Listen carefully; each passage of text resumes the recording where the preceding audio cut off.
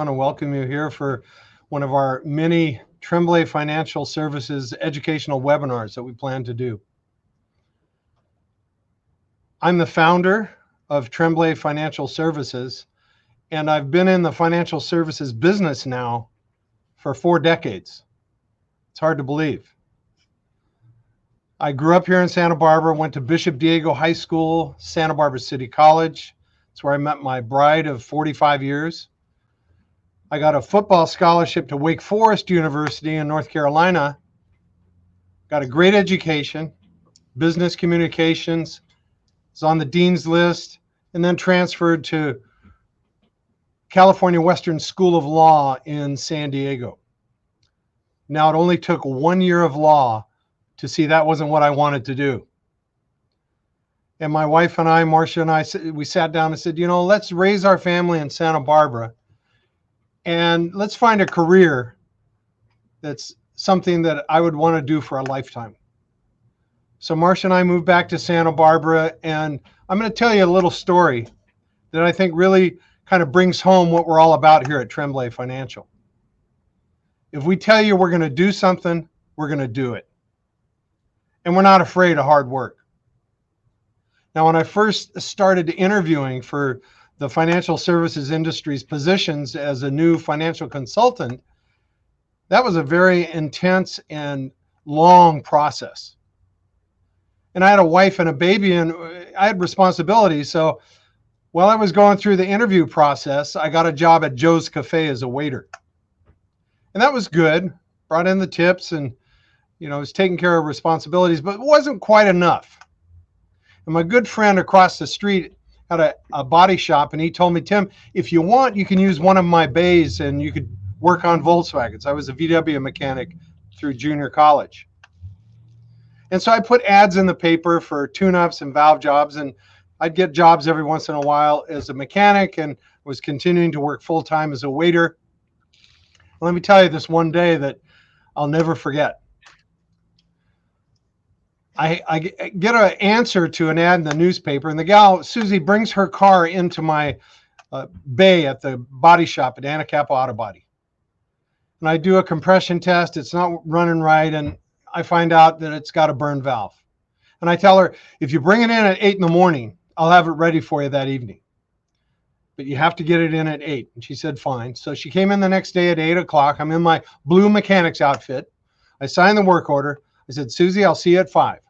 She leaves. I pull the engine out, pull the heads off. Sure enough, burned valve, send them to the machine shop. Now it's time for me to do lunch at Joe's Cafe. So I have to take off my blue mechanic's outfit, clean up, put on my white shirt, bow tie dinner jacket, run across the street to Joe's Cafe. And as I'm setting up my station, who walks in? Susie. She looks at me and said, there's a guy that looks just like you working on my car. I said, that's me. Well, how are you going to have my car ready? I said, don't worry. I'll have your car ready at 5. Now, we have great beef dips here at Joe's Cafe. She said, my husband's not going to believe it. She sat down, had a beef dip, cup of coffee, left me a nice tip, and she said, I'll see you at 5. I said, you bet.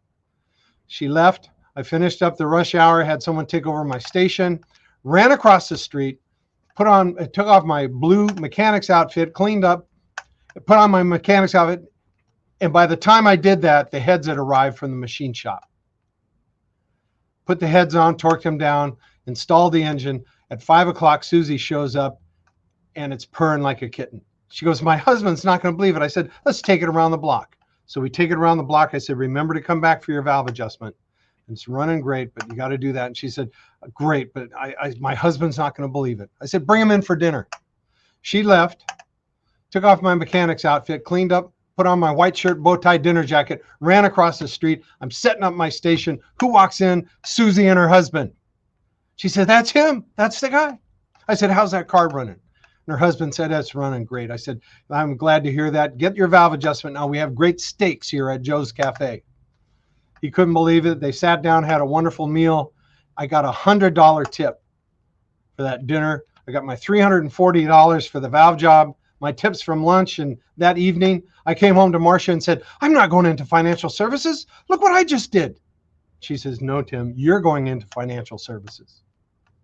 And it was shortly after that I was hired by Prudential Beige. And that was in 1983. I worked at Prudential Beige, Cruttenden, Smith Barney for 14 years. Prudential Beige is now Wells Fargo. Smith Barney is Morgan Stanley. I learned a lot at those places. It was great in a lot of ways, but I also learned what I didn't want to do. So in 1997, I opened my own firm here in Santa Barbara. We've been in business now for going on 23 years.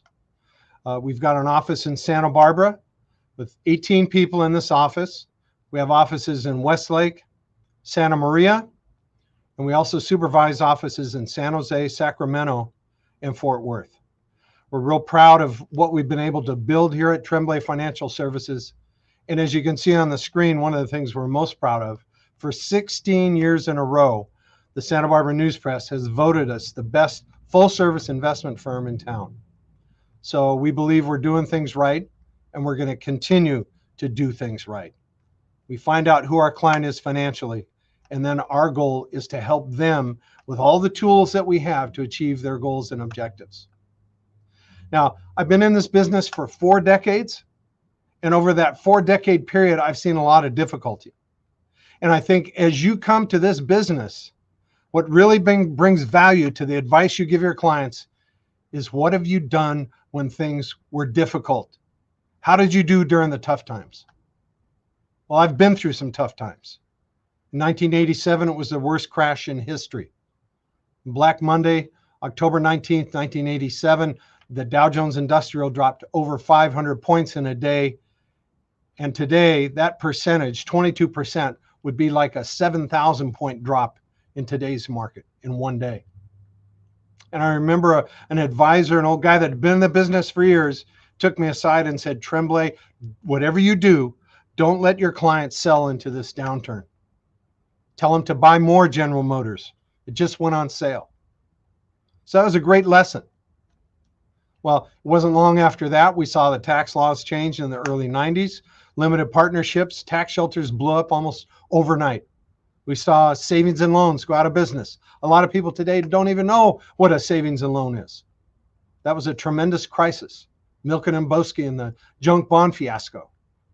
I learned a lot going through those difficult times. And then, of course, we had 9/11, the meltdown of the dot-coms, Afghanistan, Iraq. If you had $100,000 in the Dow Jones Industrial Average, a blue chip stock portfolio, in 2000, 3 years later, you would have lost 50% of your money. The market came back, went to a record high in 2008, a little higher than where it was in 2000, but then we had the Great Recession. If you had 100,000 at the high in 2008, in about a year, you would have seen 60% of that blue chip portfolio go away. So now here we are in the coronavirus. And I've got to tell you that we have a lot of happy clients with us here at Tremblay Financial Services. And it's because of the asset allocation approach that we've developed. Moving forward, we still have concerns that we're going to have to deal with. You look on the screen, inflation, uncertainty in the markets, the volatility that we see. Saw the market go up dramatically. It was down 200 points today. Interest rates are a concern. If we start seeing interest rates move up, that's going to cause a decline in the value of bonds. Taxes are always a concern. They're changing all the time. Few things we can guarantee. One guarantee is that we're always going to be taxed, and the other guarantee is that they're always going to be changing.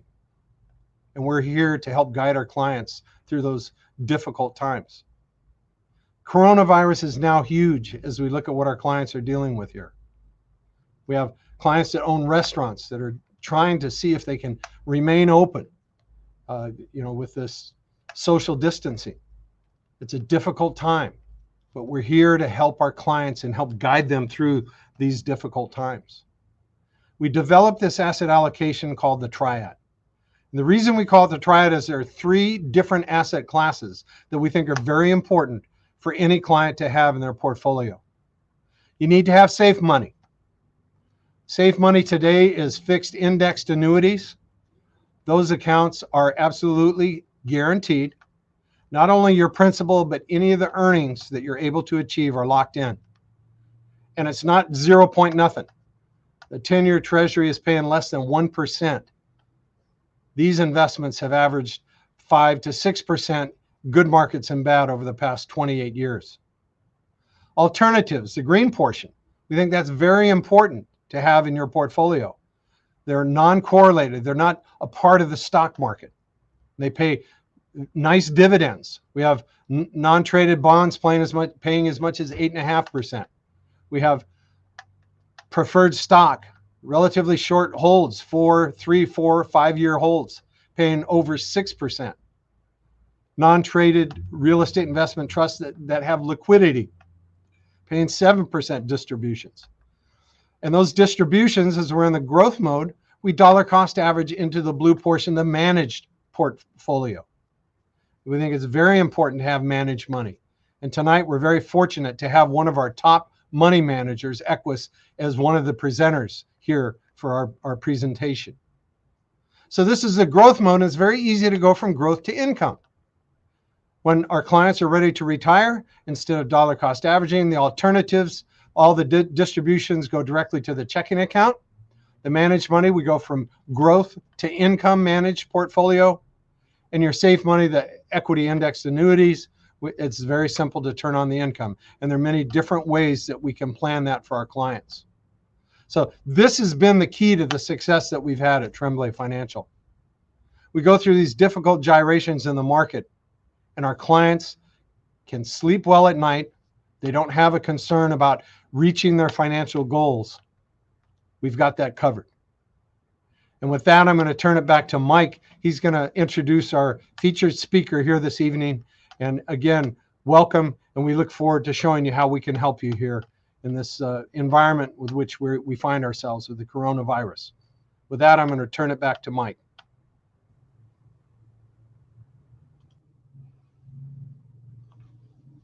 Thank you, Tim. Y'all, thank you very much for taking some time out this evening to come and kind of share a topic that's near and dear to my heart.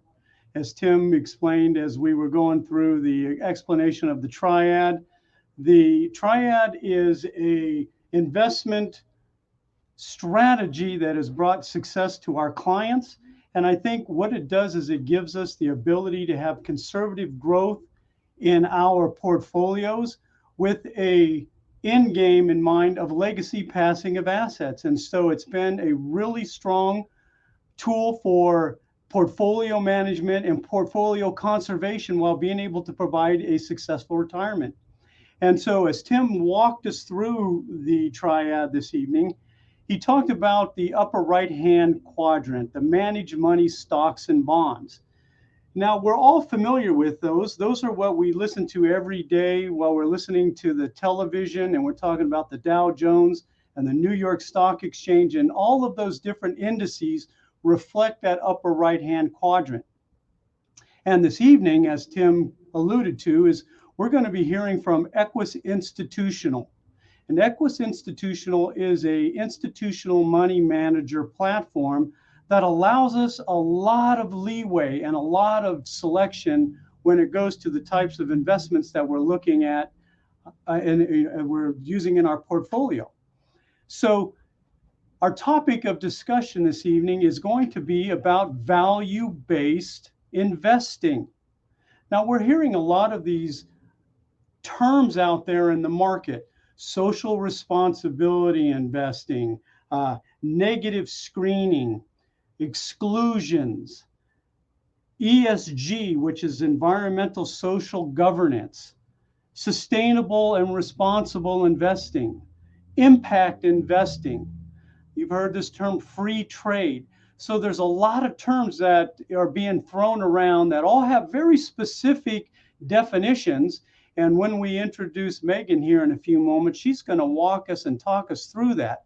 But if we go from the concept of value-based investing, what I want to put out there for you all is your ability to reflect what your personal beliefs are by being able to select investments that will reflect who you are spiritually, financially, emotionally, it's a pretty interesting time that we're living in. And as Megan goes through the features and functionality set of Equus and our ability to adapt our portfolios to these value-based investing concepts, this is really, really exciting. I mean, think about it today. We find ourselves amidst this social justice practice of racial inequality, equality, whatever word you want to use.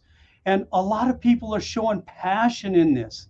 Well, what we're offering here tonight is a way in which you can choose to reflect how you want to impact your financial investments to reflect what you believe in.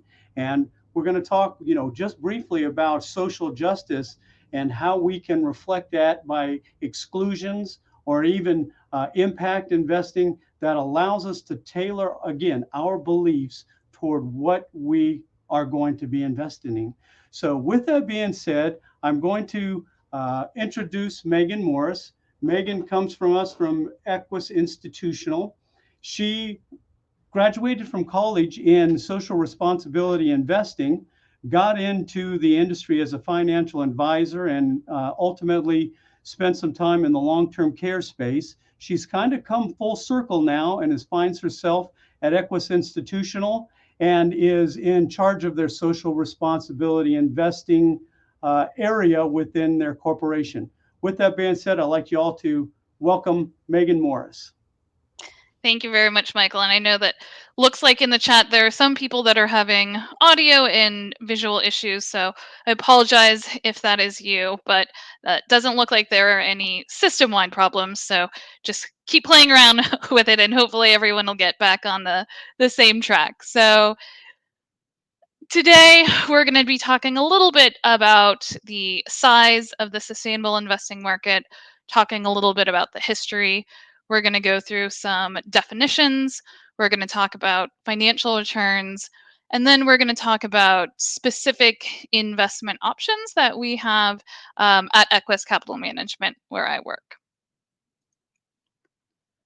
So the demand for sustainable, responsible, and impact investing is growing. You can see on the chart here since 1995, when the US SIF Foundation first measured the size of the US sustainable and responsible investing universe at $639 billion. These assets have grown more than 18-fold, which is a compound annual growth rate of 13.6%. So investors now consider environmental, social and governance factors in $12 trillion worth of assets. So that's more than 1 in every $4 of professionally managed assets in the United States.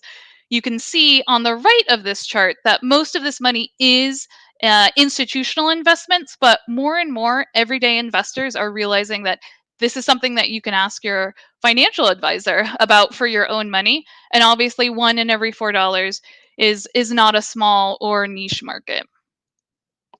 So there are certain demographics that we know are especially interested in investing this way.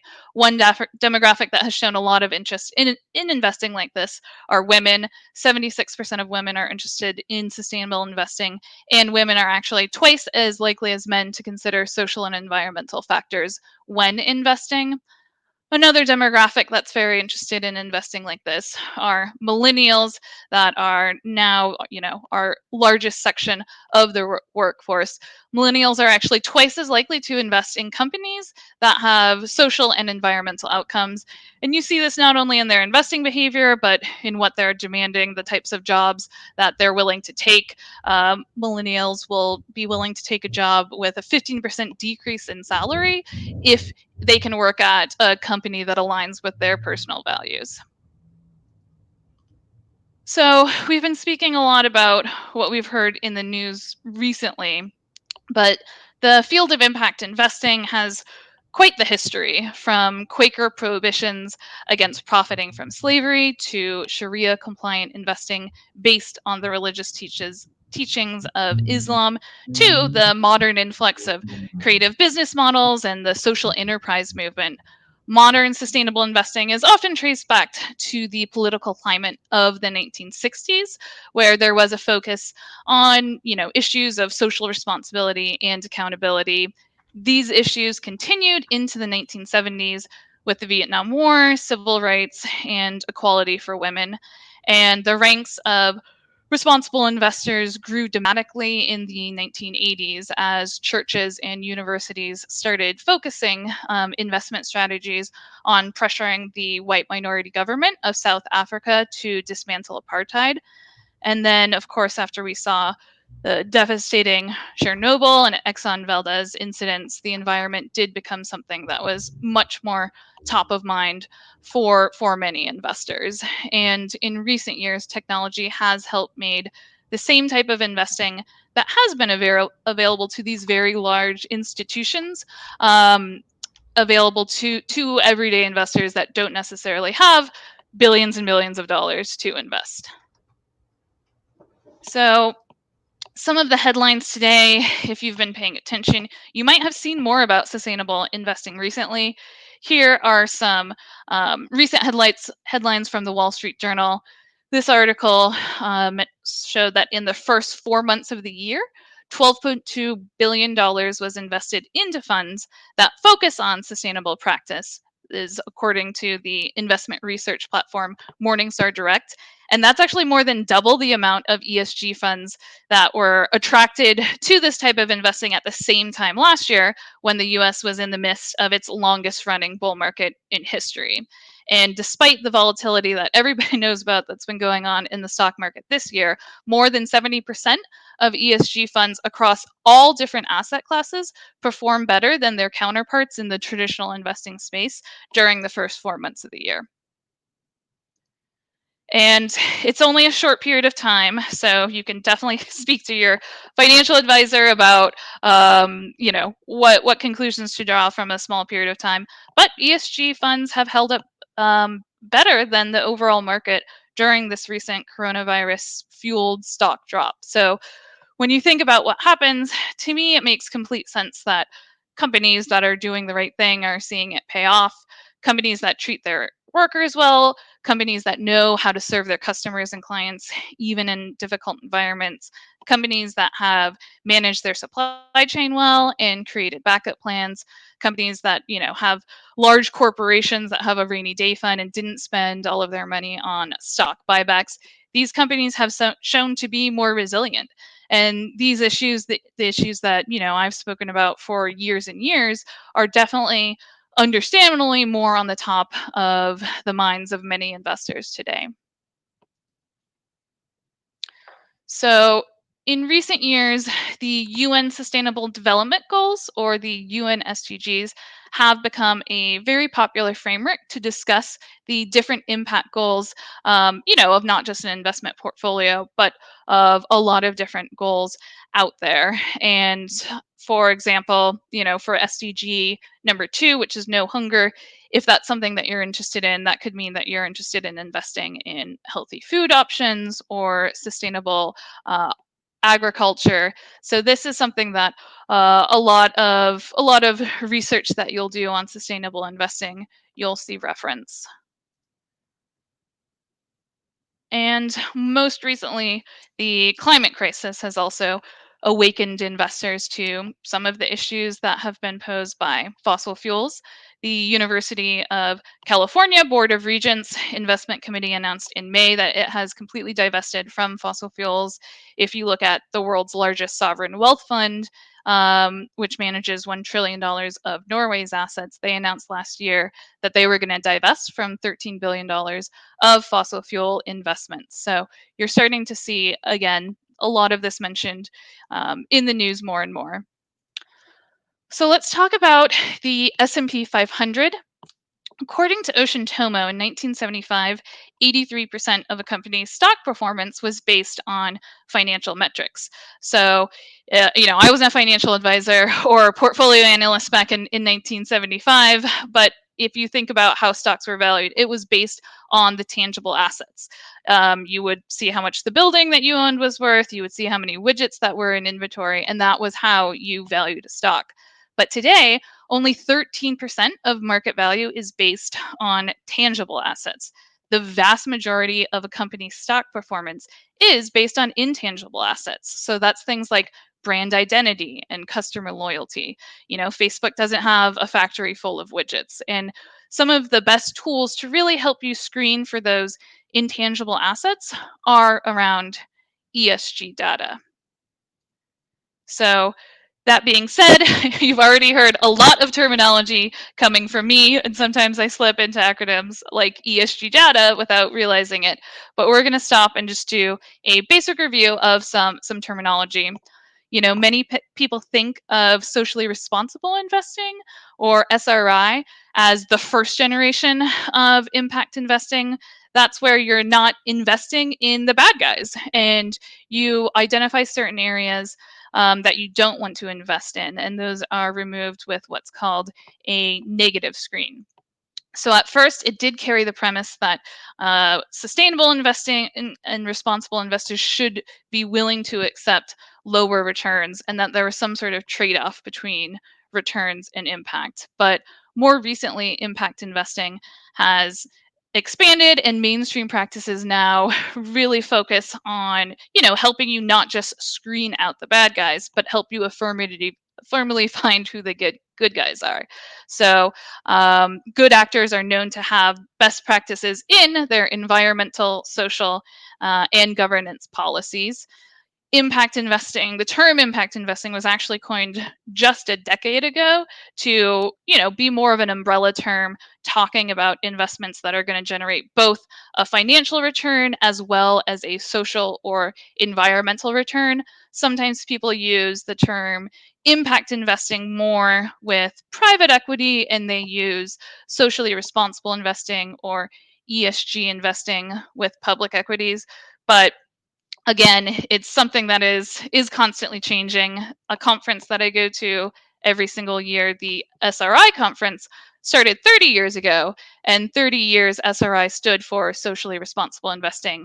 But now SRI at that particular conference stands for sustainable, responsible, and impact investing. So even a conference decided to keep their acronym but change what it stood for.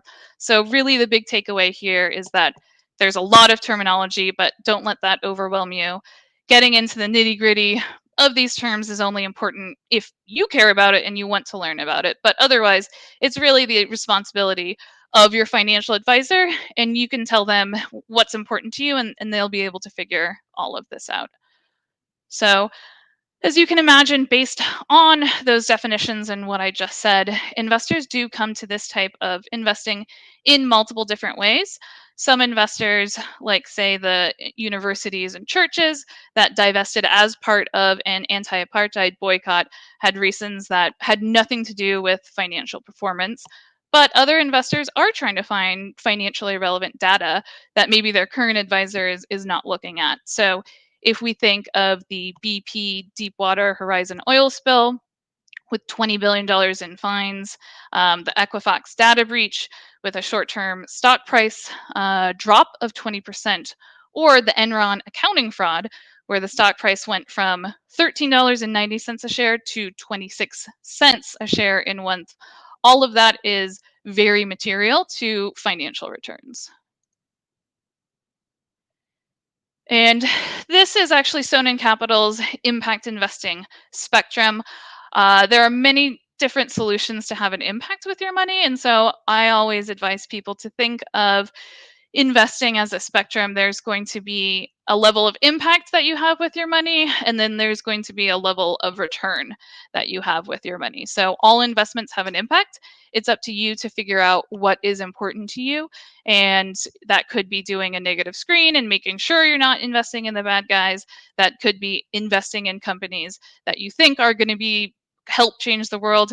That could be with your philanthropy. So just know that there are lots of different ways that you can invest and have an impact with your dollars. And in part because there are so many ways to have an impact with your money, there is a myth that sustainable investing forces you to give up on financial return. But this myth has been proven false. A meta study that looked at 2,000 other studies found that roughly 90% of studies found a non-negative ESG CFP relation, and more importantly, the large majority of studies reports positive findings. So really, when you look at sustainable investing, it's like a lot of other types of investing. There is no automatic trade-off for return, but they're still depending on what you want and what you're looking to invest in, you still should be having a much longer conversation about returns with your advisor. And here, as we've mentioned a few times, a negative screen. This is showing a few of the most popular negative screens. Tobacco is actually still the most popular item that is screened out of a portfolio. And Folio, which is the custodian that we partner with at Equus, they actually partnered with the Humane Society of the United States to make a list of companies that are lagging in their treatment of animals. And so that's, there are some more unique options out there where investment companies have actually partnered with NGOs to come up with these lists and figure out what companies go on this. There's lots of different lists available. So if you have something that specifically you are very interested in, then again, make sure that you speak to your advisor and you let them know that. At Equus, we focus on what are called separately managed accounts, which means that you actually own the underlying portions of all of the underlying stocks. So if there's one company that you don't want in there, or one theme that's really important to you, you can get rid of the companies that you don't want in there. Unlike with a package product like an ETF or mutual fund, where once you buy it, you're stuck with everything that is in that. You can't necessarily cherry pick what you want to invest in. And so at Equus, as Michael said, we are a platform that has many other money managers on the platform. So I'm just going to highlight a few different investment options that we have available.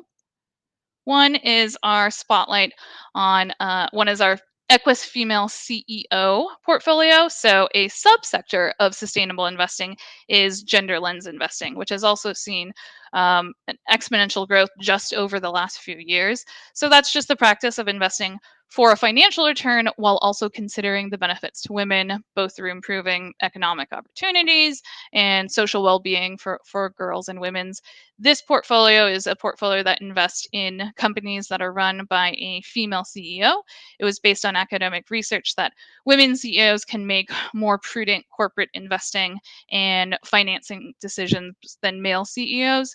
There are some other gender lens investment strategies out there that are available, but when you look at the data, it really does show that diversity, in my opinion, is the secret sauce to a lot of these strategies. When you have a room full of people making a decision, you want to make sure that you have as many different voices present as possible. We also have, I mentioned the large institutions divesting, but a request that we're seeing more and more from the clients that we work with is for a completely fossil fuel free portfolio. So this is a sample of a few different investments that you could be invested in one account to have a fossil fuel free portfolio. And another one of our money managers is Green Alpha. They have some great strategies. They're based out of Colorado, and their chief investment officer is Garvin Jabrush. They're very focused on risks related to climate change, resource degradation and scarcity, and the widening inequality that we're seeing. So they really look for innovative companies that are addressing these risks. What that means is that, unlike some investment strategies, they really do begin with the big picture and believe that what we've seen over the last century is not what we're going to see moving forward. And there is a large opportunity to invest in companies that are providing new solutions for big problems in areas from energy to food production. They call their investment thesis the next economy thesis. So, for example, humans need food. The agriculture industry relies heavily on water. So there's an opportunity to invest in water efficiency, including measurement, management, treatment technologies, things like renewable power desalination and technology enabled Internet of Things water pipes that can automatically detect leaks and redirect water flow. Those are the types of companies that they're looking at. They're trying to find what are these big innovative solutions to the big problems that we have, and how can we invest in them, because they see that as being one of the greatest growth drivers of this century, and all of their strategies have been fossil fuel free since 2002. And another money manager that we have on the platform is HIP Investor. They are based out of San Francisco, and their chief investment officer is Paul Herman. HIP stands for Human Impact and Profit. And they actually started an investment ratings firm where they created a rating system that looks at companies and it looks at their environmental, social, and governance data. And they create a score of 0 to 100 for 8,000 different corporations based on 32 different metrics. So that includes employee to CEO pay, customer satisfaction, carbon emissions, diversity, and the money that the company spends on lobbying. And once they created the rating system, they were having people ask them, okay, well, you have these ratings, but how do we know that if we invest this way, it's going to be profitable? And so then they actually created these different investment strategies to prove their ESG ratings data. So they have a sustainable real estate portfolio. They also have the HIP 100, which is where they take the S&P 100 companies, but then weight it so the company with the best HIP scores are more present in the portfolio. And again, we already discussed women and millennials' interest in this space, but you can see on this chart, overall, many people are interested in investing like this. And it's women and millennials, are a little bit higher, but for the most part, this is something that people are very interested in, but it's hard to find a financial advisor who is educated and highly interested in sustainable investing. And this Morgan Stanley chart shows you that there is a huge lack of financial advisors catching up to what people are saying that they're interested in. And it's important to know that socially responsible investing isn't, for one type of person or one set of political or religious beliefs. It really is you taking a look at what's important to you and discussing with your financial advisor how you can incorporate that into your investment. So definitely don't be afraid to ask questions, see what's available to you, and make sure that you let your advisor know about what your impact goals are, because every single day there's more and more opportunities out there available. So if anyone has any questions, I do see in the chat certified B corporation. A B corporation, there's actually two different types of definitions of a B corporation. B corporation is a certification that companies can get in order to where they look at lots of different environmental, social, and governance metrics. So they look to see that your company is basically treating the people that work for it, treating the planet correctly, and you can pay for that certification. So you can go online to the B Corp directory if you want to find companies that you can use that are B Corps. And there's also benefit corporations, which is actually a legal designation, just like you are an S corporation or a C corporation, which is separate. So that's just another certification or legal designation, depending on what you're talking about, that really, for an investment company, they're not looking at your investments, but they're looking at your actual business practices and seeing if those are sustainable.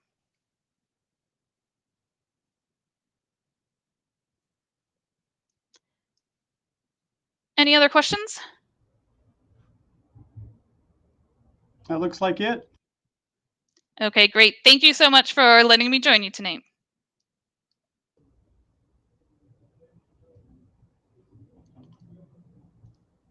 Of a managed portfolio that we're very, very proud to be able to show our clients here at Tremblay Financial Services.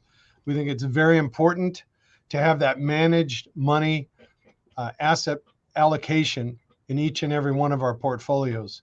And what we'll do is design a portfolio specifically for who you are financially. So what I recommend is let us sit down with you, go through our personal financial consultation. Let us find out who you are financially. And with that, we'll begin that plan that is ongoing. A financial plan at Tremblay Financial isn't a one-time event. It's an ongoing process. As your situation changes, we're going to be right there with you. We're going to help guide you through these difficult markets as they come up, and as new opportunities and better ways of investing, as you heard about here this evening, are available. You're going to know all about that.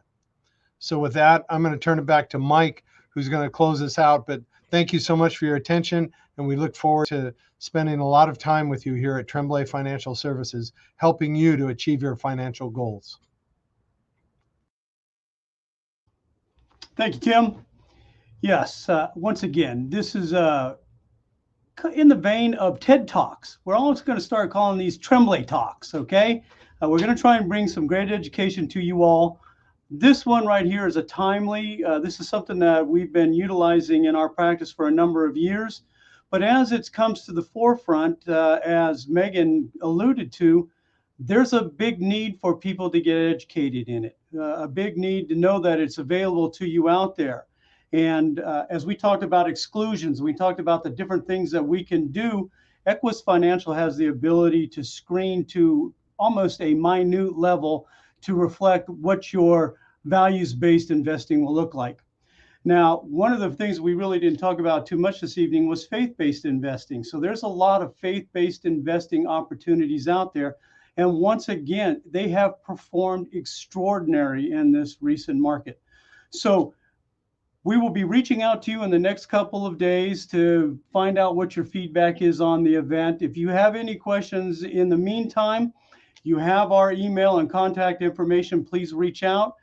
We look forward to speaking with you, and we want to thank you so very much for sharing your time with us here this evening, and we look forward to speaking in the future.